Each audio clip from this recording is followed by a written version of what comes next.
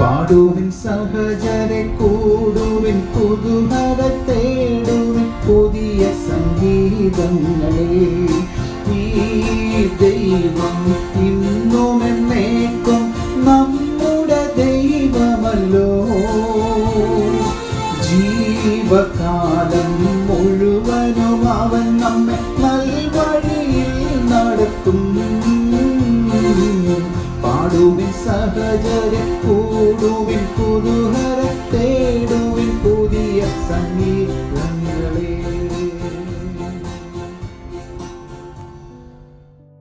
ദൈവനാമത്തിന് മഹത്വമുണ്ടാകട്ടെ.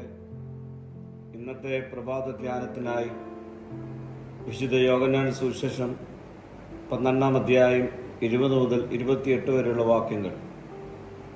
ഇന്നത്തെ ചിന്താവിഷയം ശരീരമാകുന്ന വിത്ത് എന്നുള്ളതാണ്. ചില യവനന്മാർ യേശുവിനെ കാണുവാൻ എത്തിയപ്പോൾ യേശു അവരോട് പറയുന്ന ആഴമായ ആത്മീയ സത്യമാണ് ഗോതമ്പ് മണിയുടെ ഉപമ.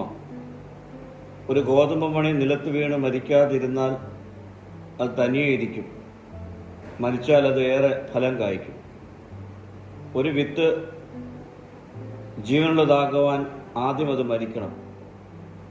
വിത്ത് പൊട്ടാതെ, അതിൻ്റെ പഴയ രൂപം നഷ്ടപ്പെടാതെ പുതിയ ജീവൻ പ്രാപിക്കുവാൻ കഴിയുകയില്ല. ഇന്ന് നമ്മുടെ ജീവിതത്തിലും ഇത് സത്യമാണ്.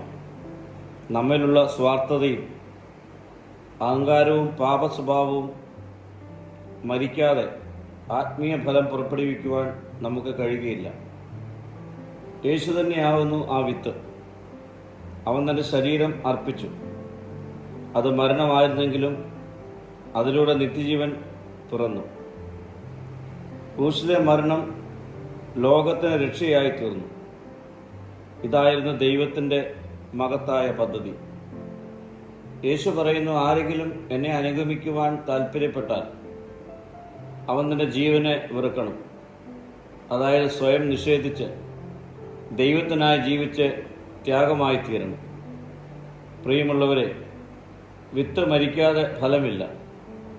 നാം നമ്മുടെ ജീവിതത്തിൽ മരിക്കുവാൻ തയ്യാറാണ്. എങ്കിൽ നമ്മുടെ സ്വാർത്ഥത മരിക്കണം, നമ്മിലെ പാപസ്വഭാവം മരിക്കണം. തുടർന്ന് ദൈവത്തിനായി നാം ജീവിക്കണം. എങ്കിൽ മാത്രമേ നമുക്ക് യഥാർത്ഥ ഫലം പുറപ്പെടുവിക്കുവാൻ കഴിയൂ.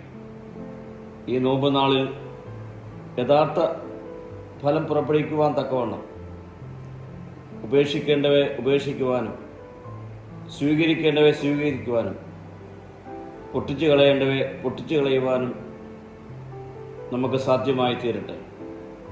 പ്രാർത്ഥിക്കാം. കർത്താവേ, എന്നിലെ അഹങ്കാരവും സ്വാർത്ഥതയും നീക്കി നിന്റെ മഹത്വത്തിനായി ഫലം കായ്ക്കുവാൻ ഇടയാക്കണമേ. മഹത്വം നീ എടുക്കണം. യേശുവിൻ്റെ നാമത്തിൽ തന്നെ. ആമീൻ.